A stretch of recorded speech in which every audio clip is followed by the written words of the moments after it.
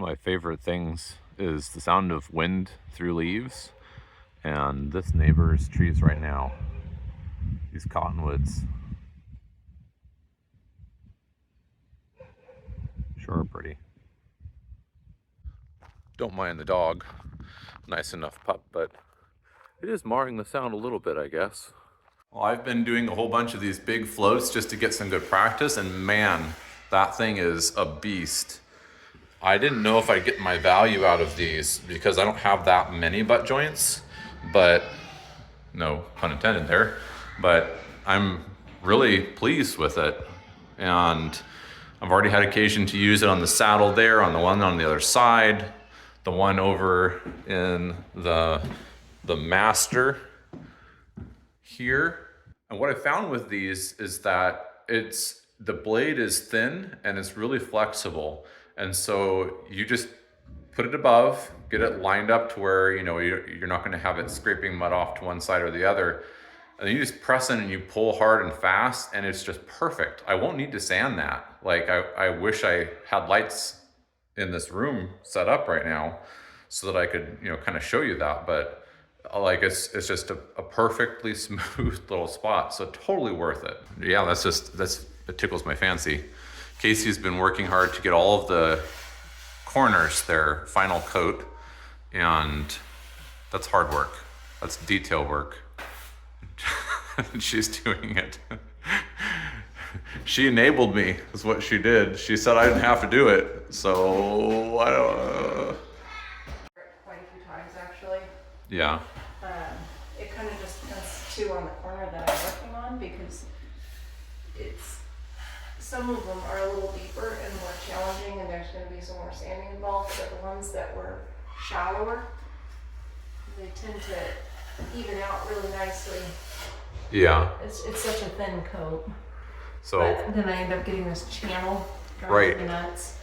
Right. So you pull it that way to fix it, and then that creates a channel, and then you work it again. So she just does that a couple of times, is what she's found is what it takes to get the little channel that's deep in that corner to stop showing up and to get it all nicely smooth. Doing them separate wasn't proving any faster or delivering a better result for us. Casey tried it repeatedly both ways, right, dear? Mm-hmm. So it worked better on some spots and not as well on others, but overall we're going to end up having to sand all the corners anyway. So I know the professional way is to do it one side and then come back after it's dried and do the other side. But for us, it's a little easier if we don't have to wait for that dry time. That's our wood. I think I can hand it.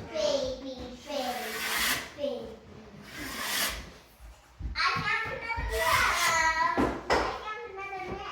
Ready? Okay.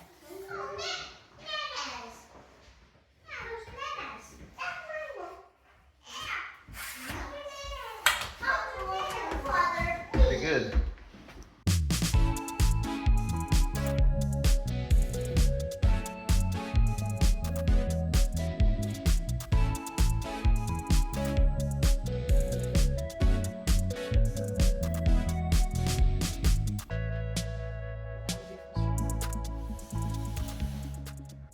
All right. Let's see. I'm not destroying what you did. Or not.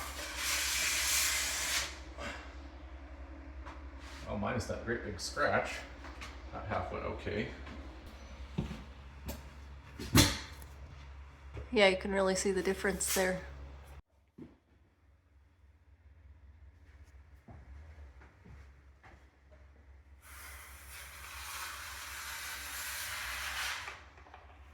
I think you did it. Good job. Yeah, maybe. Still have to do a little handwork here, but that's looking good.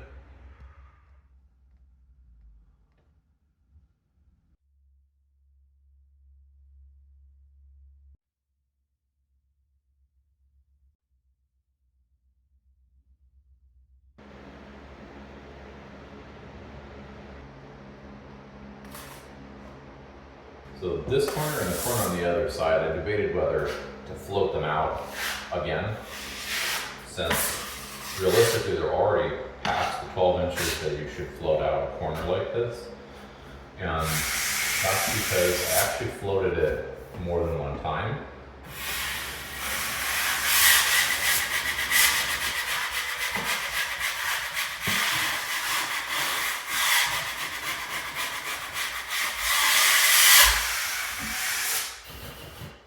So what happened here is I have my corner, and then I have a joint, a butt joint somewhere in here.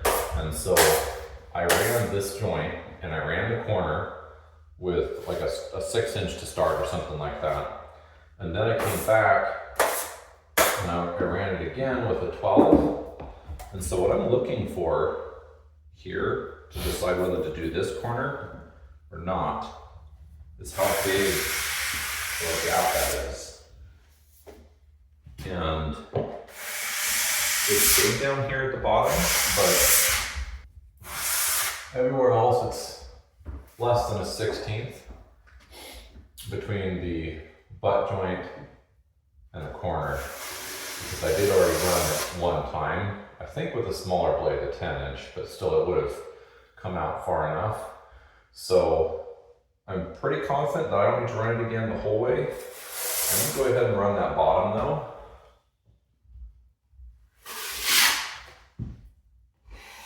Try and fill that up.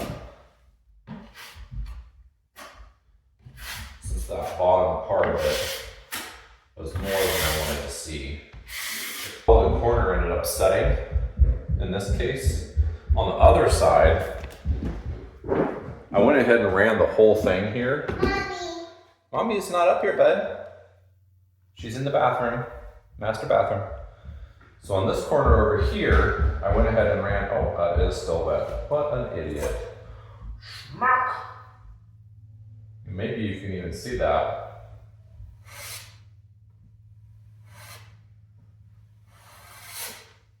There we go. But now that I fixed it, I want to touch it again. I went ahead and ran this to make sure that gap was filled, because this corner was more aggressive. Like I didn't get it seated as far in for some reason. And so I went ahead and made sure that was full. So this piece will fade in. Now on this side, in theory, someday this would be like a closet right here. And this will be a non-bedroom room. And over there, someday we may put in another little space, a bathroom possibly. And that's the theory. So at that point, you're not going to care about this corner because it's going to get built a wall across, and then this is going to be hidden and you're not going to be able to tell. But for now, I wanted it to look as good as it can, because you never know if plans are going to materialize or if this is the way it will be from now until the end of time. But we are now done up here. And I've floated out everything that needs floated out. Casey has finished as much as we're gonna get in the corners. There are a few spots where my pulls did result in a little scrape mark that I'll come back with just a 5-inch trowel. And then when they're dried, I'll get that fixed and filled. And then it's sand up here in the attic, and we get to move on because we're not doing level 5 up here. It's an attic. It's kind of been our testing ground, and we learned a lot from up here, including how to fix mistakes in tape and how to properly bed tape. It's been really, I think one of the smartest things I've done in this process is to start up here in the attic, where it's going to be the least seen area. It's still an area that, you know, now I'm trying to get it as nice as I can, and that is taking some more effort. But better here than down on the first floor, where we will get, you know, guests a lot, and, you know, where we'll be spending most of our time.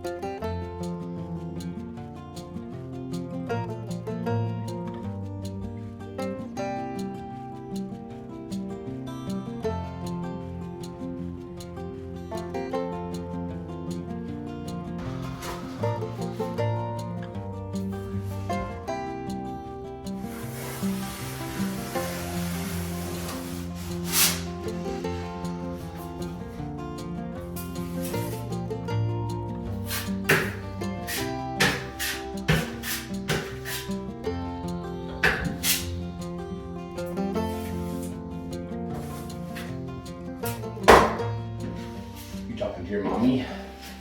Yours actually about Oh. 5. 5 what? 5 pine? 5. 5 guys? Pie. Pie.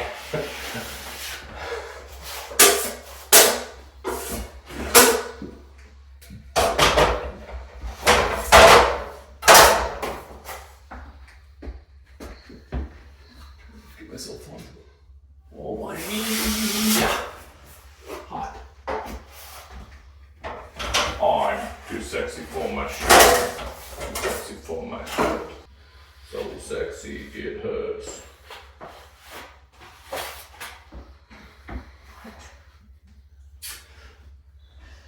Oh, you're a goof. I love you. I'm a weird one, but you love I love me. you because you're a goof. Uh-huh. And that is all of them except for, I think there might be 1 or 2 spots in the closet that I needed for this. Nope, I gotta get this other one. That's right. I'll do that again. Forget that I have something right here.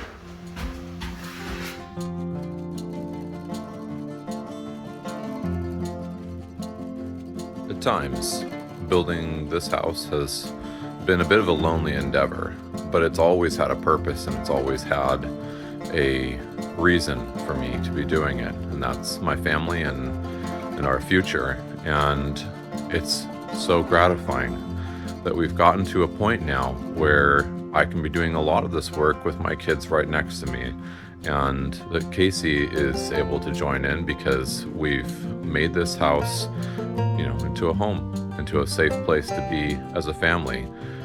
We're almost ready to move in, and that's the best feeling in the world.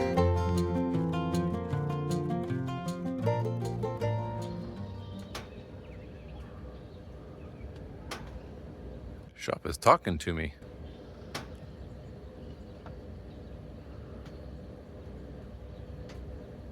Heading towards the end of the 3-day stretch. Casey's working.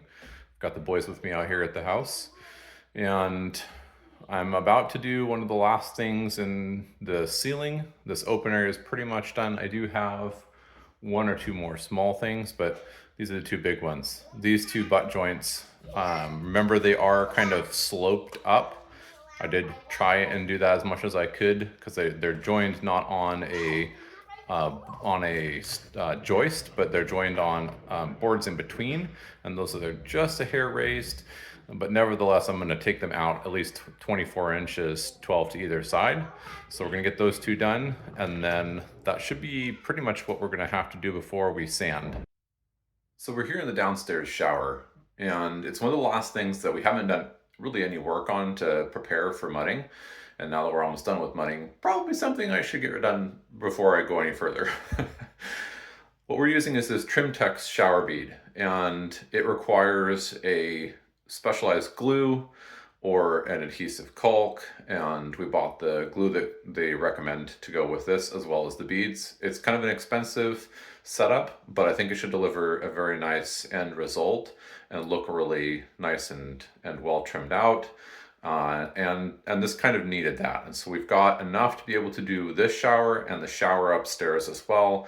And if we wanted, probably enough to put some kind of an edge to the parts of the shower that goes in the master, even though it doesn't have preform walls as well, if that's something that we feel like we need to do and want to do. So each box comes with, I think it was 5 or 6 sticks of these pieces right here, and that's more than enough for a standard shower height. That's really enough for a full height shower of quite some size and depth, so, and without having to patch anything together, single piece as you go around.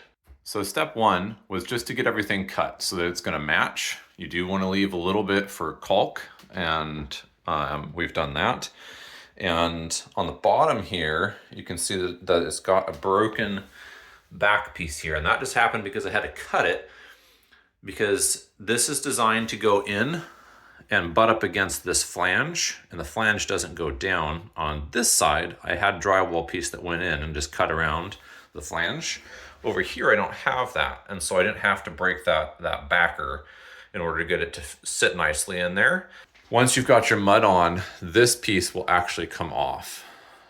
So it's there to provide a surface to butt when you put your blade against, other than the shower. So what we have to do now to get started is we're gonna go ahead and take these off, and I'm gonna do this piece by piece. And we're gonna get the spray on both the trim text itself, both the bead, and onto the wall where it's gonna go. And then we will put the piece on, and I'm gonna staple it, and then that way it's gonna stay. And that is recommended. It doesn't specify whether you're supposed to put the adhesive on and then wait and then staple. I think what the can is saying, because the directions for the bead itself don't really touch on that, but the Spray Tex 847 adhesive can mentions letting it tack. I think that means before you go ahead and mud. So that's the way we're going to approach this. And I've got my stapler and everything ready, so let's jump in here.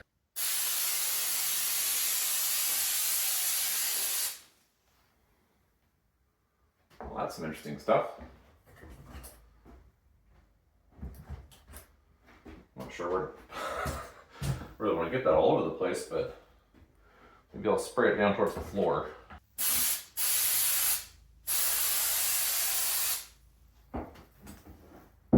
Okay. So then we're going to get this set up here. That's a bit of a smell, that's for sure. Okay. Get your stapler ready.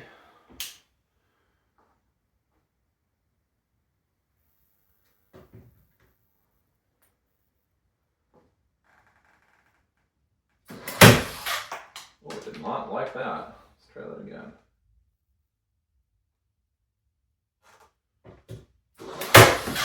There we go. That went right through, just the way it's supposed to. It sounds like this is desperately in need of charge, so hopefully it gets us through here, just to get this first one started at least. I'm try and maintain a consistent bead size. It says every 6 to 8 inches. No, that ain't gonna work. Fantastic. Ain't that the way of it every single time? Said it was green, but apparently green means I get one shot.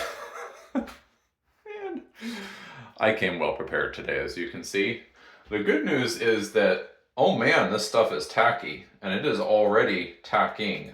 So down here, I went, like, it's nice and flat, and I went to try and move this and push it into line on the bottom here, and it was, I mean, it's already pretty well stuck. So I will come back along and try and get this thing stapled more properly. But I think this will adhere just fine the way it is right now. So there's that. I do have to be careful with this adhesive. That much is obvious, because I don't want that getting all over the shower surface. And I've got to run all on the top here once we have that stapler charged up as well. Thanks for watching. I hope you have a great rest of your day. If you enjoyed this video, hit the subscribe button and stick around, and we'll see you on the next one.